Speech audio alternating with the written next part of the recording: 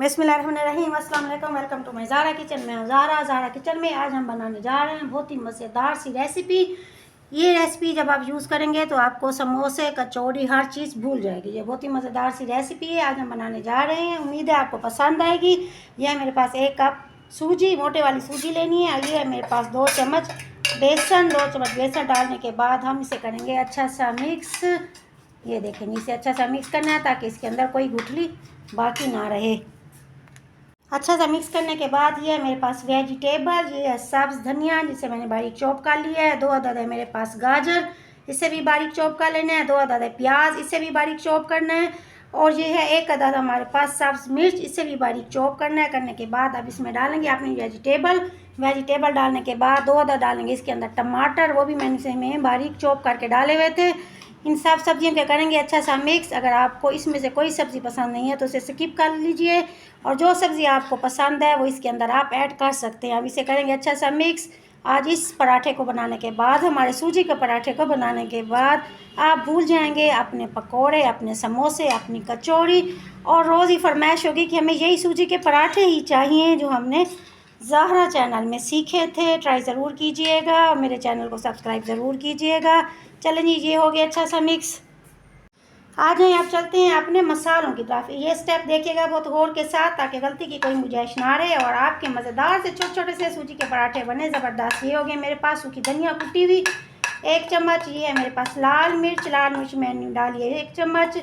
ये सफ़ेद ज़ीरा, इसको हमने डालना है कूट कर, पीस के नहीं डालना। ये डालेंगे 1 चम्मच। नमक है हस्बे ज़ायका, और इसमें मैंने डाला खटाई पाउडर, ये भी मेरे पास है 1 चम्मच। ये सारे मसाले डालने के बाद हम इसे करेंगे अच्छा सा मिक्स ताकि हमारे मसाले इसके अंदर अच्छे से मिक्स हो जाए। चलें, जब इसमें डालेंगे पानी, थोड़ा थोड़ा पानी डालने के बाद हम इससे अच्छा सा, ये देखिए थोड़ा थोड़ा सा पानी डालेंगे, इससे ज़्यादा पतला नहीं करना। ये देखें जी, इस स्टेज पे बस हमें इतना ही चाहिए अपने टेक्सचर को। जब ये टेक्सचर इस कंडीशन में आ जाएगा, अब हम इसे क्या करेंगे 10 से 15 मिनट का देंगे गैप ताकि हमारी सूजी का दाना अच्छा सा फूल जाए, हमारी वेजिटेबल का अरोमा भी इसके अंदर अच्छा सा शामिल हो जाए।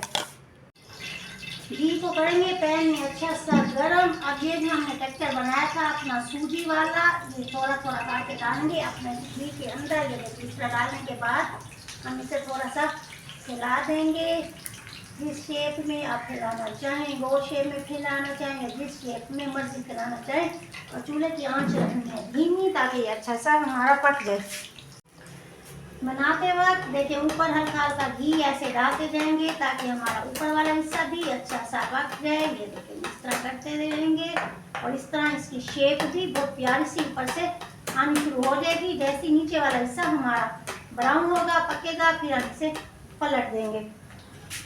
नीचे वाला हिस्सा हमारा पक चुका है, खुद ही ये ऊपर आ गया घी के ऊपर। चम्मच नहीं लाना, जब पकेगा खुद ही ऊपर आ जाएगा। इसे क्या करेंगे आराम से बहुत ही तसल्ली के साथ इसे हमने पलट देना है। ये देखिए इसे हमने पलट दिया। अब नीचे वाला हिस्सा हो रहा है तैयार, कलर इसमें आ चुका है। जैसे नीचे वाला हिस्सा हमारा तैयार हो जाएगा, अब हम इसे करेंगे डिश आउट। अल्हम्दुलिल्लाह, बहुत ही मज़ेदार सा खस्ता करारा हमारा नाश्ता हो चुका है तैयार। सूजी वेजिटेबल नाश्ता ट्राई ज़रूर कीजिएगा। बच्चों को लंच बॉक्स में दें, सुबह के नाश्ते में दें, या फिर इसे टी पार्टी में रखें, जिस तरह आप बआसानी बना सकें। जल्द अज जल्द होने वाला तैयार नाश्ता है। मेहमानों से दाद वसूल करें और इसे इस्तेमाल करें अपनी ग्रीन चटनी के साथ। इसका लिंक मिल जाएगा आपको मेरे चैनल में, ग्रीन चटनी के साथ या फिर टमाटर कैचो के साथ। बहुत ही मज़ेदार सा नाश्ता है। उम्मीद है आपको मेरी रेसिपी बहुत पसंद आएगी। ट्राई ज़रूर कीजिएगा। मेरे चैनल को सब्सक्राइब करना मत भूलिएगा। ज़ारा को इजाज़त दीजिए। दुआओं में ज़ारा को याद रखिएगा। अपने अपने घर वालों का ढेर सारा ख्याल रखिएगा। Thank you so much. अल्लाह हाफिज़। मिलते हैं नई रेसिपी के साथ।